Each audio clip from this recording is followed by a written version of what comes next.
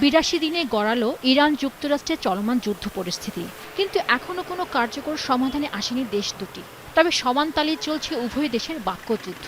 এরই মধ্যে নির্ভরযোগ্য সূত্রের বরাত দিয়ে সংবাদ সংস্থা তাসনিম নিউজ বলছে, ওয়াশিংটনের কাছ থেকে যুদ্ধবিরতি সংশ্লিষ্ট সর্বশেষ প্রস্তাবটি ইরান পেয়েছে এবং বর্তমানে তা পর্যালোচনা করা হচ্ছে। তবে এখনও কোনো জবাব দেয়নি তেহরান। এছাড়া ইরানের নূর নিউজ এজেন্সিও জানিয়েছে, প্রস্তাবিত যুদ্ধবিরতি চুক্তি নিয়ে পাকিস্তানের মাধ্যমে বার্তা বিনিময় করছে ওয়াশিংটন ও তেহরান। এরই মধ্যে ইরানের পররাষ্ট্রমন্ত্রী আব্বাস আরাকচি জানান, যুক্তরাষ্ট্রের সঙ্গে যুদ্ধবিরতিতে আসতে প্রয়োজনে আলোচনা ও যুদ্ধ উভয় ক্ষেত্রেই প্রস্তুত তার মন্ত্রণালয়। স্থানীয় সময়ে বুধবার প্রয়াত সাবেক পররাষ্ট্রমন্ত্রী স্মরণানুষ্ঠানে কথা বলেন তিনি। আরাকচি আরও বলেন, সামরিক কমান্ডারদের সঙ্গে নিবিড় সমন্বয়ের মাধ্যমে ইরানের পররাষ্ট্র মন্ত্রণালয়ের কূটনৈতিক প্রচেষ্টা অব্যাহত থাকবে। নোভা এলইডি টিভি, ঝকঝকে ছবি, নিখুঁত শব্দ, 5 বছরের ওয়ারেন্টি। নোভা মানি সঠিক মান, নিশ্চিত সেবা। ما مأموریت خودمون رو جدای از مأموریت دیگران نمیدانیم.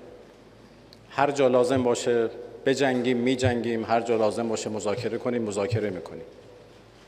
مأموریتی هست که نظام به هر یک از ما داده، ما هم مأموریتمون در این مسیر هست.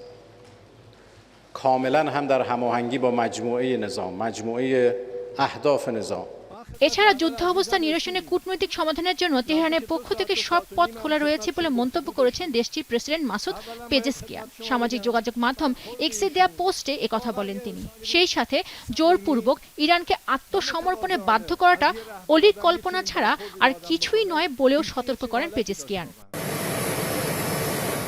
এদিকে যুদ্ধবিরতিতে রাজি না হলে মঙ্গলবার ইরানকে হামলার হুমকির পর বুধবার নিজের সুর নরম করলেন মার্কিন প্রেসিডেন্ট ডোনাল্ড ট্রাম্প। বলেন, যুদ্ধবিরতি বন্ধে তেহরানের কাছ থেকে সদুত্তর পেতে আরও কিছুদিন অপেক্ষায় রাজি।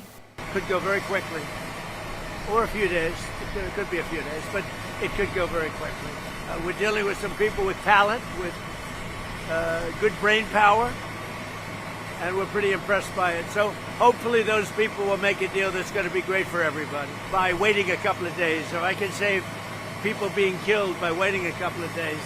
এদিকে যুক্তরাষ্ট্রের সম্ভাব্য যে কোনো হামলা প্রতিহত করতে ইরানের কাছে অত্যাধুনিক অস্ত্র আছে বলে দেশটির এক কর্মকর্তা বরাত দিয়ে জানিয়েছে রুশ ভিত্তিক সংবাদ সংস্থা RIA নভোস্তি। এতে বলা হয়, দেশীয়ভাবে আধুনিক অস্ত্র তৈরি করছে তেহরান, ফলে সরঞ্জাম এবং প্রতিরক্ষা সক্ষমতার দিক থেকে কোনো ঘাটতি নেই দেশটির। এরই মধ্যে যুদ্ধের কারণে সৃষ্ট বর্তমান অর্থনৈতিক সংকট মোকাবেলায় দেশের কর্মকর্তাদের মধ্যে সংহতি বাড়ানোর আহ্বান জানিয়েছেন ইরানের সর্বোচ্চ নেতা মোস্তফা খামেনি। প্রয়াত ইরানি রাষ্ট্রপতি ইব্রাহিম রাইসির মৃত্যুবার্ষিকী উপলক্ষে দেয়া এক ভাষণে কথা বলেন তিনি।